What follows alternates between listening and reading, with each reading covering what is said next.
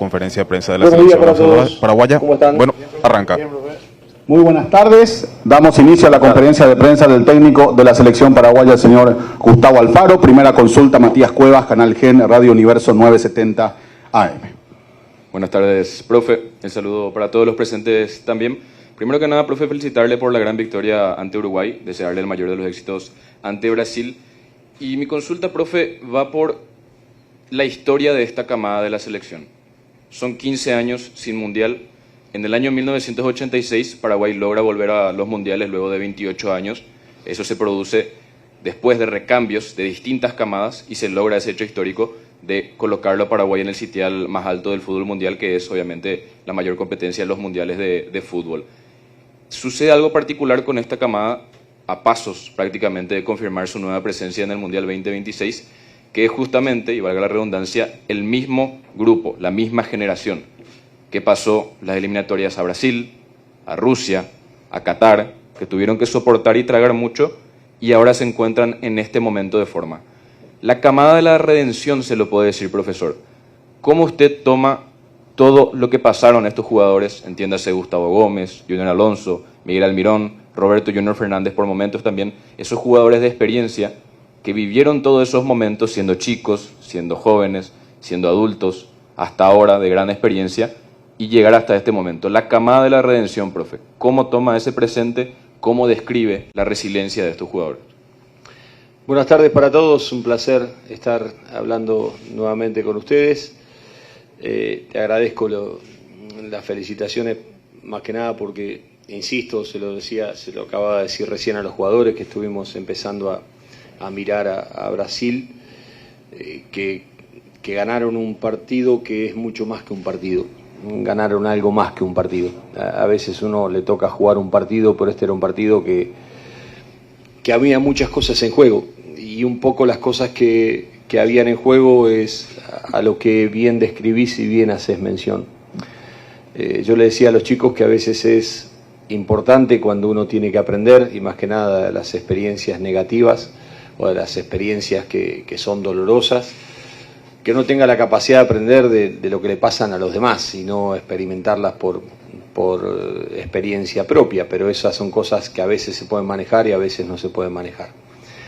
Y en esta situación que de pronto nos pone a nosotros en un lugar expectante y de privilegio en vías de la clasificación a la próxima Copa del Mundo, después del triunfo de Uruguay, en este embalaje hacia el final de esta carrera, son muchas las cosas que se juegan acá. De pronto, selecciones que no pueden tener la posibilidad de conseguir los resultados y empiezan a instalarse cosas que son más extrafutbolísticas que futbolísticas, y no solamente uno tiene que hacerse frente a las realidades de rendimientos propios, a las realidades del rendimiento del rival, sino tiene que empezar también a luchar contra otros frentes que se abren, porque en esto, y más que nada, en selecciones no hay tiempo, pero no es que no hay tiempo para trabajar, no hay tiempo para perder, y el poco tiempo que uno tiene que aprovechar es muy poco, es muy finito y es muy importante.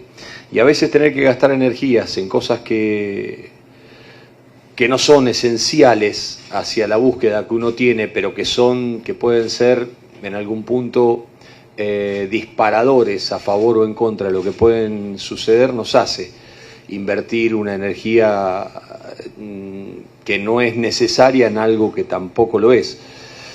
Es mucho más fácil instalar un rumor que desactivarlo. De pronto se instala un rumor, se publican cosas en 3 o 4 lugares, y después ¿cómo hace uno como para desactivarlo? Porque está en la presunción de que esto, lo otro y todo lo demás, y por eso uno trata de decirle a los jugadores que tiene que ser muy prudente en las declaraciones, tiene que ser muy prudente en las cosas que se dice o que trate de comunicar, porque a veces uno pasa determinados límites y después volver se hace complejo en ese aspecto.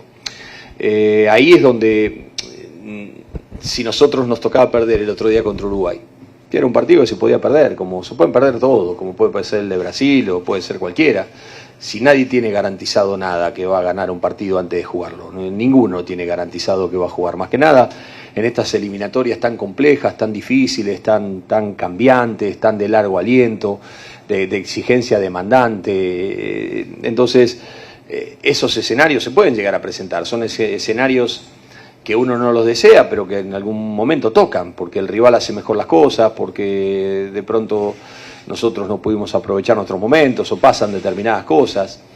Y yo no tengo ninguna duda de que si nosotros nos tocaba perder el otro día contra Uruguay, nos iba a hablar de crisis interna en el plantel, porque nosotros estamos en armonía y lo que se trasunta para afuera es lo que se vive para adentro, ni más ni menos. Ahora, aquí vamos a hablar de todos los fantasmas que aparecían de nuevo, de que otra vez los fantasmas vienen, que las cosas que pasaron en el pasado, de que otra vez se vuelve a pensar, de que se puede llegar a perder, y la eliminatoria, y esto y lo otro, y otra vez otra postergación hacia la Copa del Mundo. En ese sentido está presente, está en este menú, en esta carta de variantes y tan extensa y tan disímil que nos expone el fútbol, es tan rico que terminamos a veces ocupándonos de cosas que van más por afuera que las que van por adentro, que son las que son esenciales, que son las que pasan adentro de la cancha. Que en definitiva, por eso uno tiene que preparar el afuera para que el jugador cuando entre a la cancha tenga que estar de la mejor manera para enfrentar lo que tiene que enfrentar.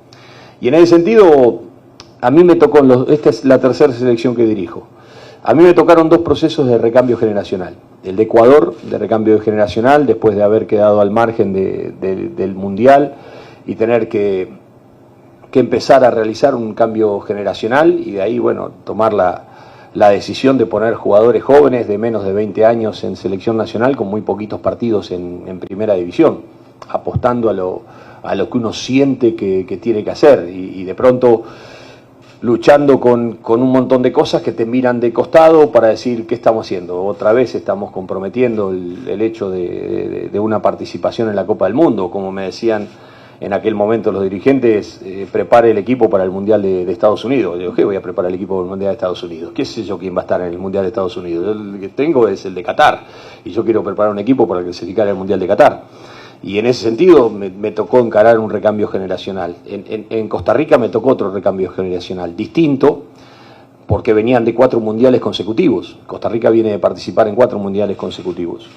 Pero con esa generación que fue muy buena, que fue la del Mundial de Brasil, con el profe Pinto, que realmente hicieron un mundial extraordinario, pero que vino como producto de un montón de cosas muy buenas que se hicieron en sub-20, en las menores, llegando a instancias decisivas de mundiales y todo lo demás. Y esa generación fue lo que terminó dándole toda esa vivencia. Pero cuando uno veía en Costa Rica, si uno buscaba jugadores de 24 o 27, no había.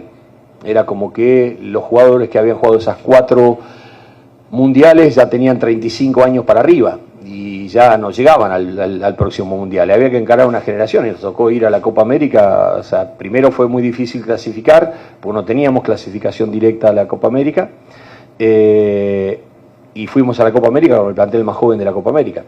Y esa renovación se hizo pensando también en que era una renovación necesaria, y a veces pasar por los sinsabores que lleva una renovación generacional es difícil, porque la demanda de resultados las tenemos siempre. Acá me tocó un proceso totalmente diferente.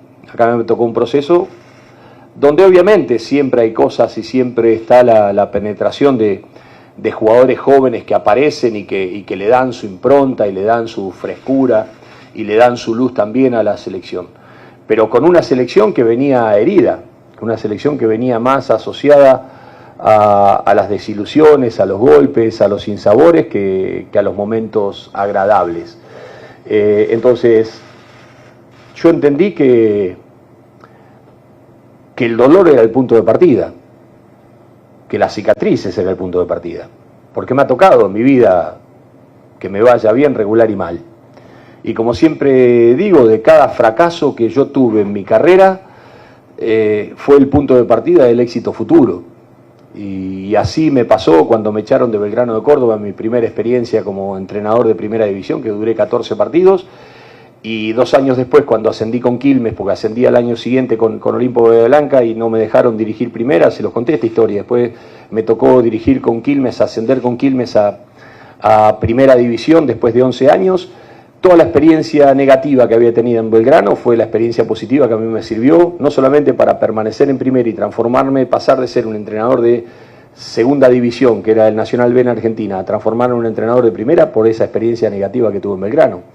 Entonces ahí está la capacidad de reconversión que uno hace de las derrotas, que uno hace de los sinsabores, porque yo digo, fracaso es una palabra muy, muy fuerte para nombrar. Para mí uno se puede sentir frustrado porque no puede conseguir un objetivo, pero para mí uno fracasa cuando traiciona sus propias convicciones. Ahí es donde uno fracasa. Y mientras uno no traicione sus propias convicciones, y bueno, nadie puede garantizar resultados. En este sentido el fútbol no es eso. Y yo creo que encontré en la base del dolor el punto de partida. Y era tratar de ayudarlos, no sacarlos yo, porque tenían que salir ellos de esa situación. Como me tocó en más de una oportunidad, charlando con los jugadores más grandes, me decían, sí, profe, pero otra vez lo mismo, esto, lo otro, venían de los sinsabores de Copa América y todo lo demás, y yo les decía, muchachos, si pegamos 99 veces en el marco, vamos a pegar una vez más, por ahí le damos el clavo. Entonces vamos a intentarlo, no vamos a morir en la previa. Y en ese sentido conté con la muy buena predisposición de todos los muchachos.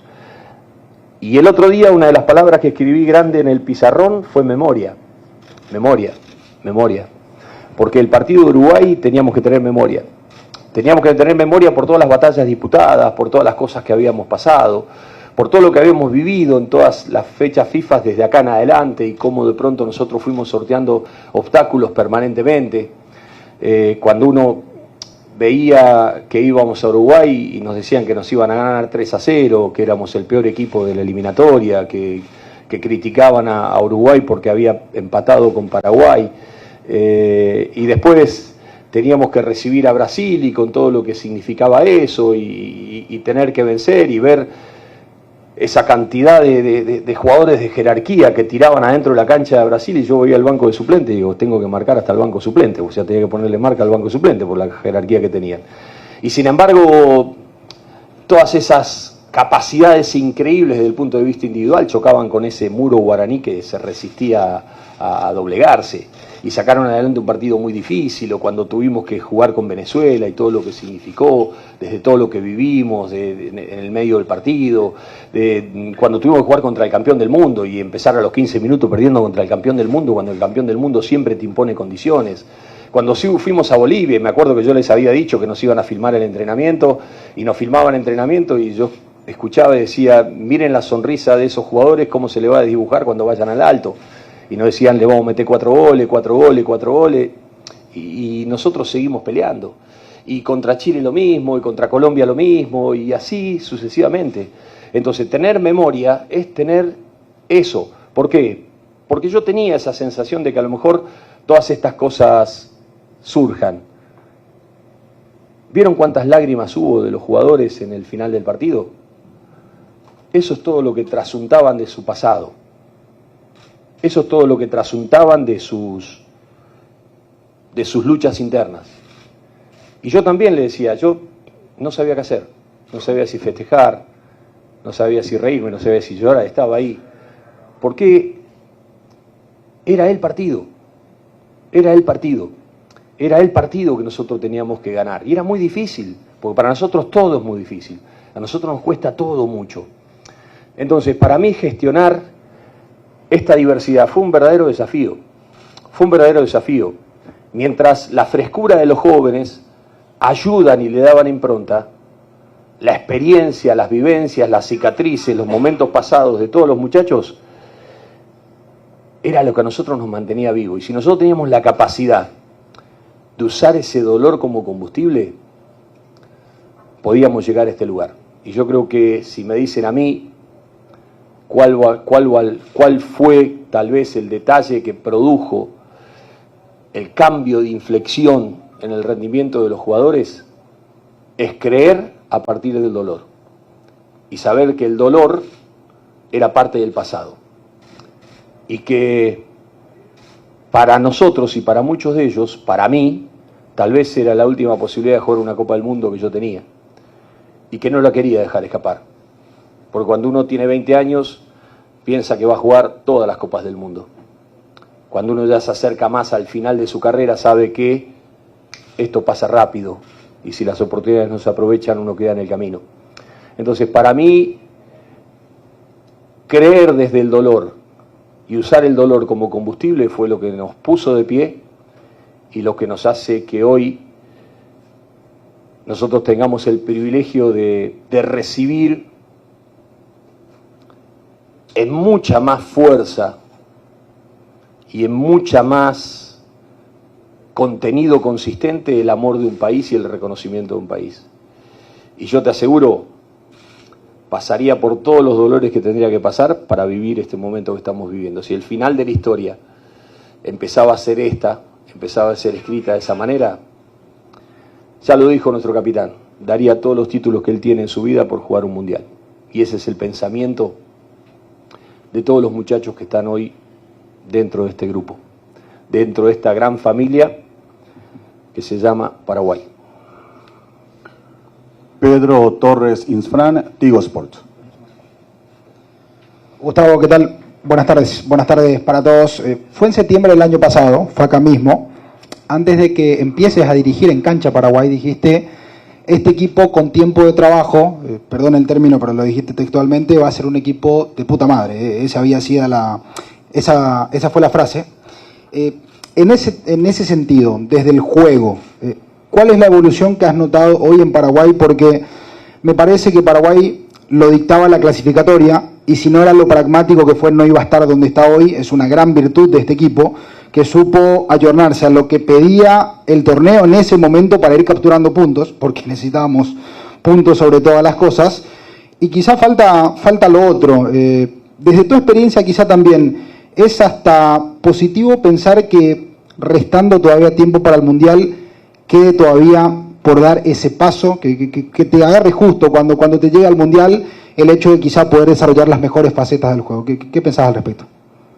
Primero que no clasificamos todavía al Mundial y que tenemos que cerrar la clasificación al Mundial. Que estamos cerca, sí, que dimos un paso decisivo, sí.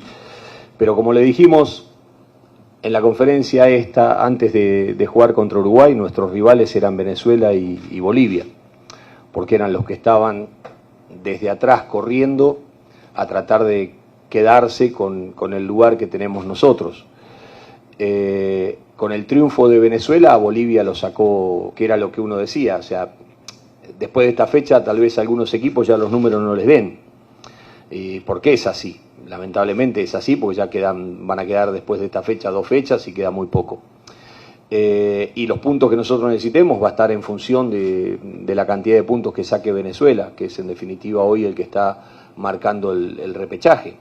Venezuela tiene que jugar un partido, como ya lo analizamos, un partido muy importante con Uruguay en ese aspecto, pues tiene que visitar a Argentina y tiene que visitar tiene que recibir de local a Colombia. Entonces, nosotros todavía estamos primero pugnando por tratar de clasificar. Después hay cosas que fueron evolucionando, otras que todavía no, pero que son normales, porque no tenemos tiempo de trabajo, no hay tiempo para trabajar. Por ejemplo, para el partido de Brasil va a ser muy difícil que pueda trabajar. ¿Por qué? Porque el nivel de desgaste que han tenido los jugadores ha sido altísimo, altísimo. Hoy hicimos las mediciones de recuperación y la verdad que todavía el plantel no está recuperado del esfuerzo que hizo en el partido de Uruguay. La demanda de exigencia que tuvimos contra Uruguay fue muy grande en todo aspecto. Entonces hay veces que tenés días pero no tenés días. Yo le decía a los jugadores ayer, la verdad, el entrenamiento que hicieron los muchachos que jugaron menos minutos o los que no tuvieron chance de jugar, fue un entrenamiento hermoso, hermoso. No saben lo lindo que entrenaron, no saben lo bien que trabajaron y trabajamos en presiones y trabajamos en un montón de detalles, en drills de definición, en un montón de cosas que al nivel de intensidad y compromiso que le hicieron. Entonces uno dice, pucha, qué lindo es trabajar con este plantel. Y ojalá uno tuviese la posibilidad de que uno lo tuviese hasta septiembre todos los fines de semana y que tengamos que jugar todos los fines de semana. Ojalá fuese un equipo, no una selección, para por la predisposición, la actitud y lo que todo te brindan en pos de querer mejorar en ese sentido. Hay cosas que se han mejorado. Fíjate, te lo ato un poquito a la pregunta anterior. El saber sufrir desde afuera, cuando las cosas no se daban, el saber sufrir desde adentro. Y este es un equipo que debe ser de los equipos que menos tenencia de pelota tiene en la eliminatoria. Y para mí eso es un problema, porque yo quiero y quisiera, sin que eso signifique que nosotros perdamos nuestra esencia de lo que nosotros somos, porque a veces lo trascendente de todo esto es si compartís la visión. Si compartís la visión con quienes dirigen, porque para mí los proyectos son de las asociaciones, no son de los entrenadores. Nosotros somos los que venimos y le damos nuestra impronta, nuestro impulso a ese proyecto. Pero el norte tiene que ser de la APF. Y eso es de la misma manera como me quisiera ver dentro de 5 años, como me quisiera ver dentro de 10 años, qué tipo de fútbol quiero. ¿Cómo podemos hacer para que el fútbol paraguayo esté en instancias decisivas de Copa Libertadores y Copa Sudamericana? ¿Qué cosas nos están faltando? Entonces son preguntas que hay que hacerse y son preguntas que a veces son incómodas. Pero son preguntas que si queremos mejorar el rendimiento de nuestro fútbol, las tenemos que hacer. Y tenemos que buscar. Y miremos un poquito, vamos a mirar cómo es el panorama, vamos a ver por dónde van esto, vamos a ver por dónde van esto. Y eso no quiere decir cambiar nuestra idiosincrasia, que es otra cosa totalmente distinta. Yo lo que digo es de qué manera nosotros con lo que somos podemos ser mejor de lo que somos. De qué manera, en qué ámbito queremos mejorar. Y con esto no se trata ni jugar como juega, no, para nada. Se trata de jugar como juega Paraguay. Ahora, que Paraguay esté preparado para conquistar ese lugar que históricamente tuvo. Y que no la tuvo por una generación de jugadores. La tuvo por una consecuencia de trabajo. Entonces, hoy, que Paraguay esté clasificado a todos los mundiales, en todas las categorías, la verdad que es fantástico. Es fantástico. Nos falta la mayor. Nos falta meter a la mayor, pero parece que si lo de la mayor no se hace, todo lo demás no sirve para nada. No sirve para nada. Y yo les aseguro que la mayor es una consecuencia del trabajo de las formativas. Argentina empezó a instalar con Peckerman todo lo que fue el trabajo de juveniles para que después termine y desemboque en selecciones que hoy saben que Argentina está entre los primeros 4 del mundo. Porque hubo un trabajo que alguien los puso en movimiento. Cuando antes eran satélites. Las formativas estaban por allá, las selecciones estaban por allá, no había ni relación entre los entrenadores, cada uno se ocupaba de su propia historia. Pero el proyecto es de las federaciones. Y en aquel momento Argentina planteó un paradigma diferente, como lo planteó Alemania en el 2000, cuando vio que había llegado a un punto que ya no podía seguir para adelante y cambió de paradigma, que eso no quiere decir cambiar culturalmente la historia de un país, porque no se trata de eso, pues hay algo que yo lo que intenté es recuperar nuestras raíces y nuestras esencias, que son los que nos identifican, pero sí que el mundo marcha a una velocidad donde nosotros tenemos que marchar como marcha el mundo. Si es que queremos recuperar nuestro lugar en el continente, y no recuperarlo porque tengamos una generación buena, sino lo que queremos es permanecer en ese lugar para tratar de ver si somos capaces de poder seguir creciendo a partir de ese lugar. Y la verdad que honestamente, terminando en el inicio de tu pregunta, tengo una libertad absoluta para hacer y deshacer. Y tengo la enorme tranquilidad de que la visión de la dirigencia va en sintonía con la visión que yo tengo.